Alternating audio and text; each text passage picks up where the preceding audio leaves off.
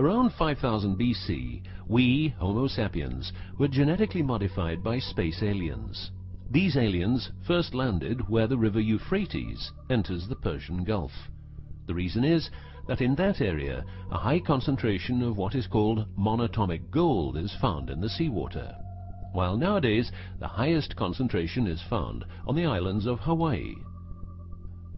The aliens were members of the Anunnaki Empire and were on a quest to find this metal that is supposed to enhance and repair all bodily functions and stop the body from aging. Monatomic gold is what is called a superconductive metal. Superconductivity means that if you transport, for example, electricity through a line made of this material, you would not lose any energy as a result of heat dissipation. So if you input 100% of energy, you also output 100% of energy. Now apply this principle to your brain, which is a huge, sensitive electrical machine. The monatomic gold makes your neural pathways act like quantum drive superhighways. This means that all your senses will receive input optimally.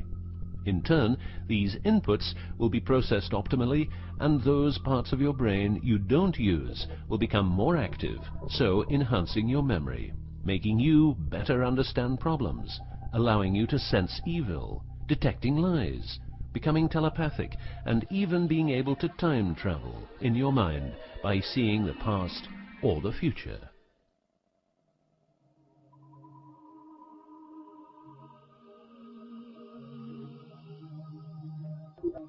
So the Anunnaki, which is the name of the empire which includes races like the Saurian, or as they are called the Reptoids, the Argarians or Nordics because of their human looks, and the Greys from Zeta Reticula, were looking for monatomic gold.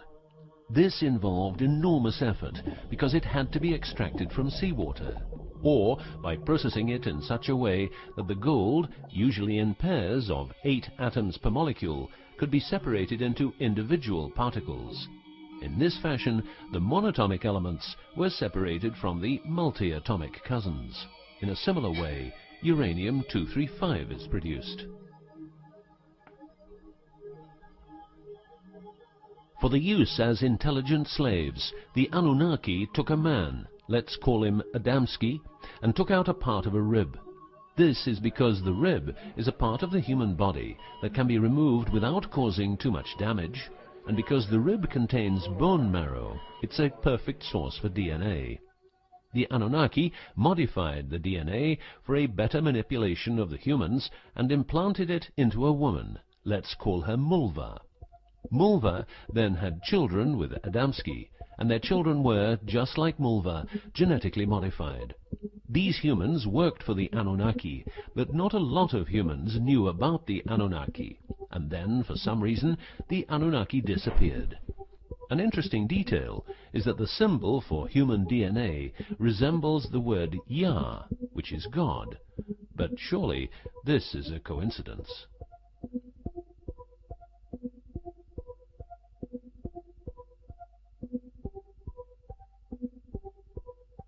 Now, some humans received part of the knowledge of the Anunnaki. The last known humans were the Jewish people who carried the Ark on their journey from Egypt to the Promised Land. Before them, the Ark was in the lands of the Sumerians, Babylonians, and Tibetans. This Ark, not the Ark of Noah, was known to have powers beyond human imagination. It could levitate and deliver the fire of stars, a dangerous firework-like display of power that occurred when the monatomic elements became unstable. To make them stable again, you needed to know certain secrets, and with those secrets you could preserve the Ark and thus its powers. The humans who were close to the secrets of the Ark had long and prosperous lives. The best known was Methuselah, who lived to the age of 950. Wherever the Ark is, the culture thrives, and over the centuries it moved from Jerusalem to Rome to London, and is now supposed to be in the United States of America. The Ark always moves west, and will always keep moving west. From the very beginning, the people who own the Ark have never given it away, and great care is given to preserve the bloodline's purity of the holders of the Ark. Renowned conspiracy theorist David Icke studied the bloodline of George W. Bush. This he traced back all the way to the Sumerians, a people who lived in the southeastern part of what is now known as Iraq, where the river Euphrates meets the Persian Gulf.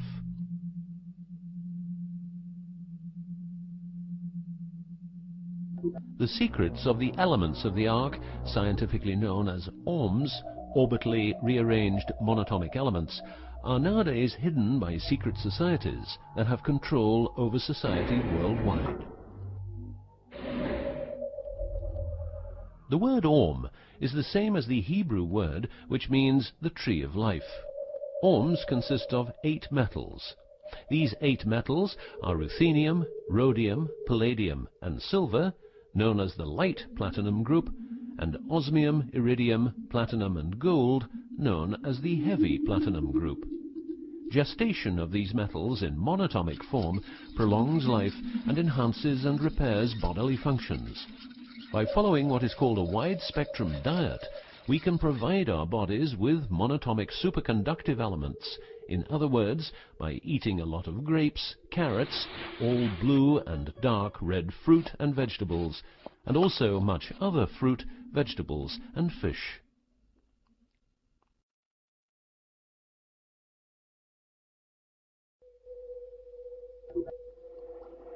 There are countless fragments of footage shot by both Russian and American astronauts, which show the vast number of lights that seem to be attracted by releases of electromagnetic energies by both the Earth and man-made objects such as satellites.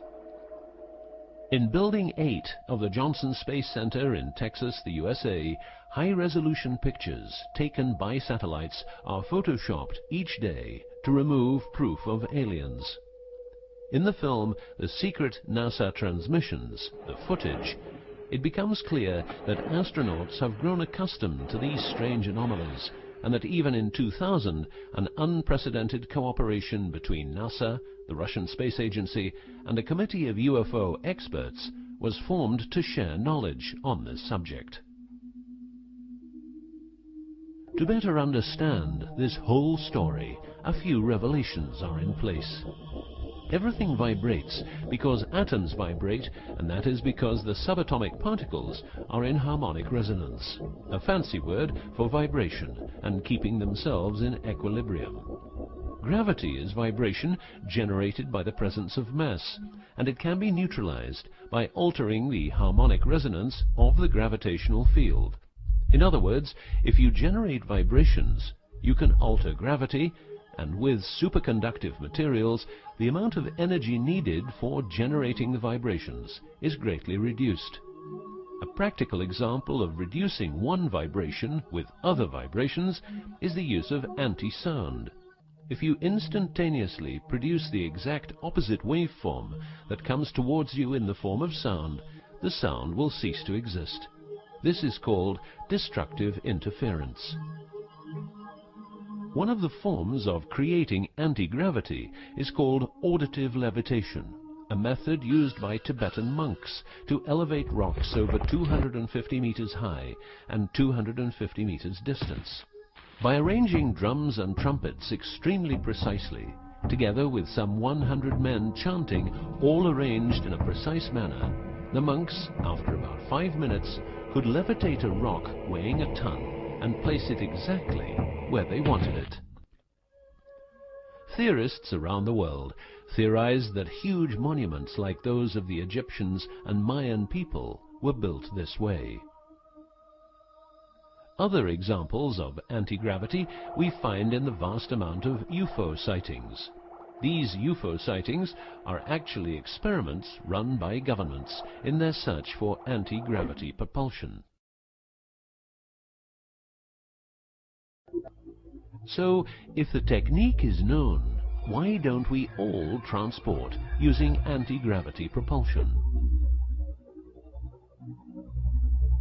For each year of technological advance, the military advances 44 years.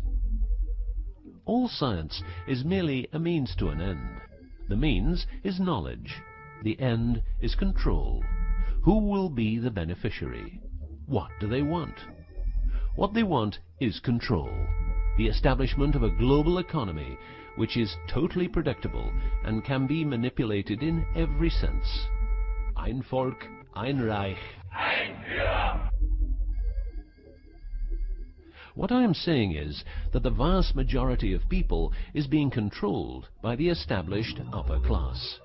I know this is like the plot of a bad movie, but stay with me for a minute.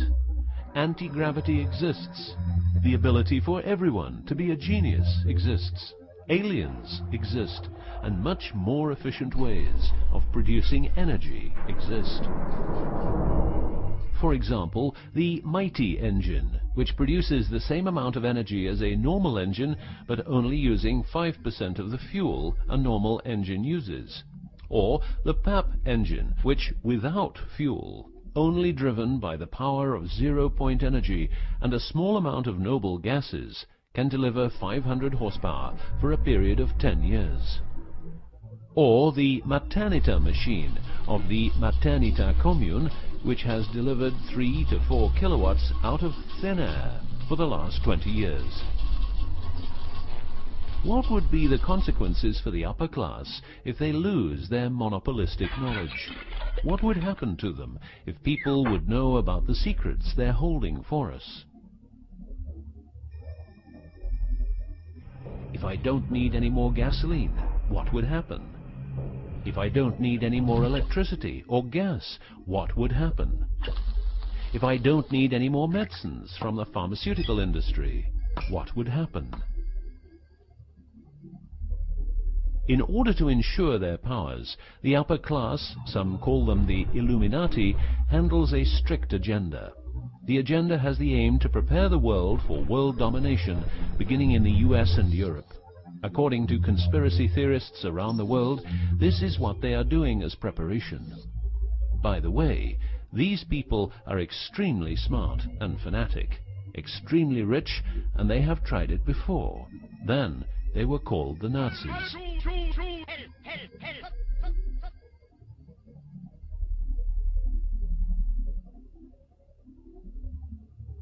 Although what you are going to see and hear sounds very peculiar, remember that a lot of people, for instance, ex-personnel of the US and UK armed forces, have been brutally murdered for making their information public. Let's begin with 9/11, but first a little history. What the Second World War did for the US is that it gave the country such an economic lead that it could easily grow more comfortable in its already powerful role. The industry of war gave everybody jobs, and therefore everybody could start consuming. Marshall aid gave Europe the economic impulse it needed. In other words, war leads to flourishing economies and leaps forward in technology. The process of transformation, even if it brings revolutionary change, is likely to be a long one, aside from some catastrophic catalyzing event like a new Pearl Harbor. These are the words of a neocon think tank whose members count people like Dick Cheney, Wolfowitz, and Donald Rumsfeld. What it says is that America needs a war to transform into its next shape, and 9/11 is our new Pearl Harbor.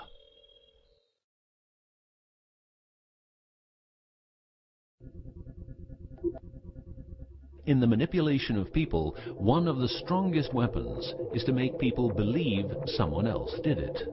What I'm trying to say is that the US government is trying to make the people believe Osama did it. But did Osama do it?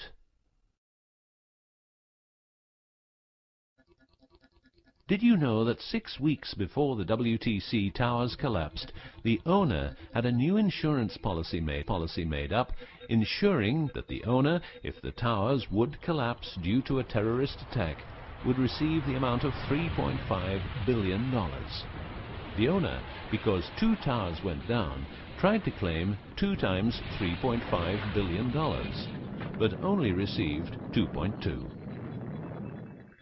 What happened to building number 7?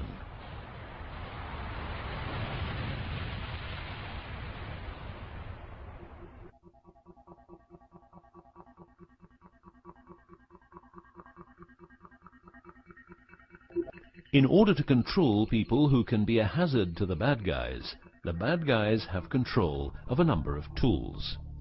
One of these tools is the remotely operated electromagnetic frequency weapon. These use microwave, ELF, extremely low frequencies, and acoustic frequencies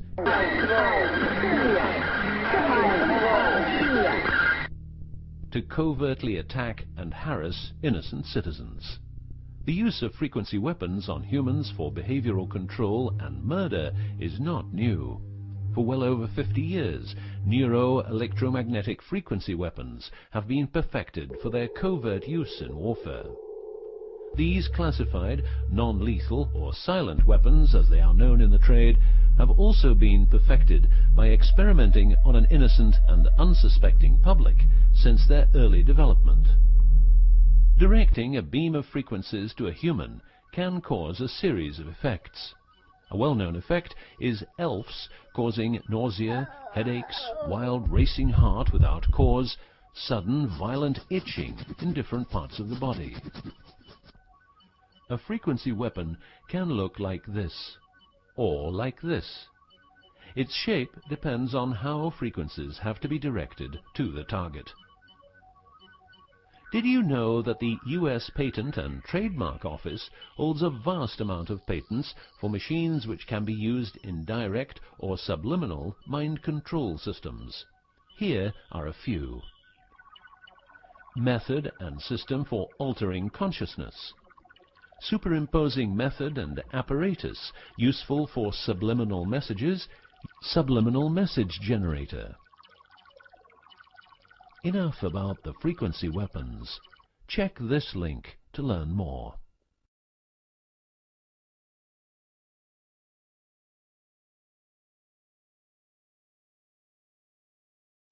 You will realize that to control people, you have to know what they are communicating. So in the 1950s, the UK and USA decided to set up the world's biggest espionage network to make sure all communications between Russians and spies or allies were monitored. This system has continuously been updated since the day it became operational. The system's name is Echelon and consists of a vast network of listening posts, extremely advanced computers, an enormous number of people, dishes, and taps. Echelon's computers capture every communication via Internet, GSM, UMTS, landlines, TV and radio broadcasts, satellite communications, private, military, and diplomatic, and listens to every word. The computers work with a list of keywords, and when a message contains one or more keywords, the message is directed to a specialist who examines the message. If it is suspicious, further action may be taken. Echelon centres are around the world, but here are the best-known locations. Menwith Hill, North Yorkshire, England. HARP, Remote Mind Control Computer Centre, Alaska. Pine Gap, near Alice Springs, Northern Territory, Australia. Pine Gap has a complex of radomes, a huge computer room, and about 20 support buildings. The signals analysis section of the computer room is staffed exclusively by CIA and NSA analysts. Within the USA, Australia and the UK, the NSA can plug into every telephone call and message entering, leaving or transiting the country. The NSA is also constructing a network of towers up to 500 feet high, each tower at a distance of 200 miles from each other and stretching from the east to the west of the US. The network is called GWEN, Ground Wave Emergency Network. This network transmits very low frequencies combined with ultra-high frequencies and is used in case the communication systems in the US are rendered useless because of a nuclear attack. Coincidentally, the frequencies of Gwen coincide with the frequencies being used by frequency weapons. Also coincidental is the fact that mobile telephone systems like GSM and UMTS also operate in the same frequency areas as some frequency weapons.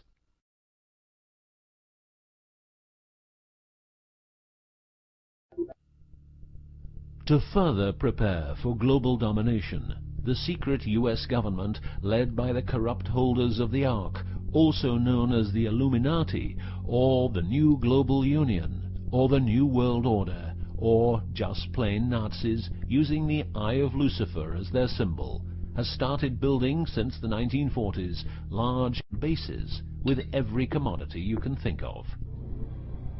These bases are basically large cities underground, connected by high-speed magneto-leviton trains that have speeds up to Mach 2. According to Phil Schneider, the black budget is a secret budget that garners 25% of the gross national product of the United States. The black budget currently consumes trillions of dollars per year. Presently, there are over 129 deep underground military bases, or DUMBs, in the United States. These underground bases were built using nuclear-powered laser drills that can drill 7 miles per day. Also, dedicated nuclear explosions were held to create large underground spaces. A lot of contractors work in these places, but never more than 3 to 4 weeks. Always under strict supervision, and before entering a site, they are warned that if they talk about what they see, it will cost them their lives.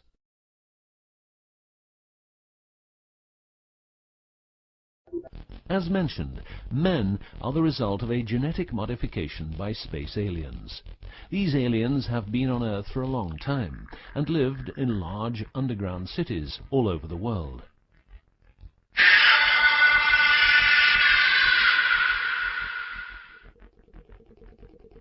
Collaboration with modern governments began as early as 1933 with the Bavarian Illuminati and Thule secret societies, and this collaboration was brought into America via the CIA, which was established with the help of American Nazi agents as well as European Nazis who were brought into America through Project Paperclip and other operations. It was agreed that the aliens and the upper-class secret government would help each other, as agreed in the 1954 Greada Treaty. By 1979, the aliens didn't respect the treaty at all, and it was in this year when, at Dulce Air Force Base, a huge underground base was being built, and during excavation, an underground alien city was discovered. There are several species of aliens working with the U.S. at the Underground 7 level facility at the Alien U.S. Government Biogenetic Research Base in Dulce, New Mexico. The reason they help the U.S. government is because the aliens need space here on Earth for conducting experiments on humans and storing humans in suspended states for reasons unknown. In exchange, the aliens give the U.S. government technology. Examples of these technologies are stealth aircraft, anti-gravity propulsion, genetic research, quantum technologies, computer technology, biological warfare, medicine, GSM, etc.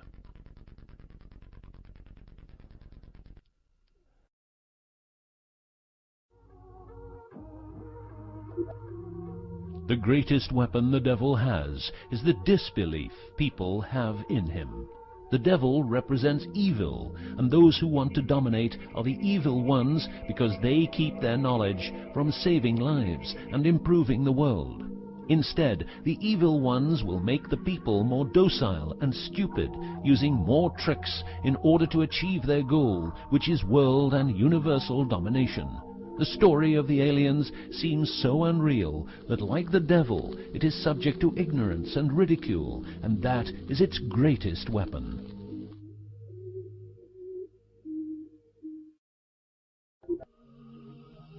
In the past and present, the evil ones have tried a number of methods and products to manipulate people. AIDS, invented by a laboratory in Chicago, Illinois in 1972. It was a biological weapon to be used against the people of the United States. Second, the US government has a Tesla device to generate earthquakes. NASA only landed on the moon once. Almost 90% of drugs trafficking is organized by the biggest secret services in the world, like CIA, NSA, MI5, MI6, and so on. Since the US is in Afghanistan, poppy production has reached an all-time high, and never has there been so much heroin on the market. People who don't need drugs needn't worry. Their needs are covered by the pharmaceutical industry. The global warming story is a hoax. The Earth is warming up, but not as a result of CO2 produced by man, but because the cycle of the Earth is just like it is. Remember that 10,000 years ago, the whole northern part of the world was covered in ice. It's what we call an ice age.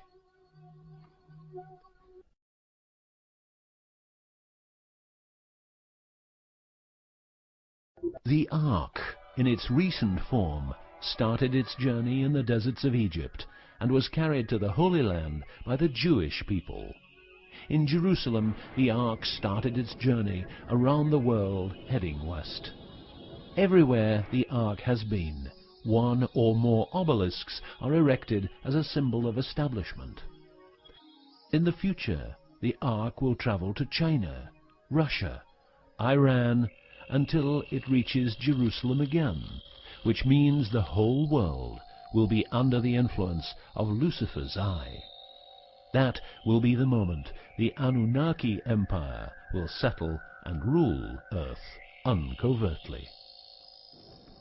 On many important sites in the world, buildings carrying symbols of Lucifer's return are common. The best-known example is the Pentagon, which suggests a pentagram referring to the Jewish symbolism and the symbolism of the Ark. Another example is the Israeli High Court. It's a building with dozens of satanic and secret symbols. Like the eye of Lucifer, an inverted cross you can walk on, its numerical anomalies. It was built in exactly 750 days, used exactly 250,000 stones, all hand-laid, and was funded by the Rothschilds, the founders of the central banks and the World Bank. These buildings celebrate the coming of and will serve as headquarters for the evil ones. From here, every communication will be monitored. The underground cities will then be used as detention camps, where the bodies of resistance people will be converted into soulless zombies. The army of the NWO and its intelligence agencies will be able to track and trace everybody on Earth and influence their opinions or simply dispose of them. Socially, everybody will be watched by their neighbors and friends and mobbed if they have different opinions. The rich, richer and smarter, the poor, poorer and dumber, will support the pyramid with Lucifer's eye on top, as it has always been. This will be the future, and the future is now.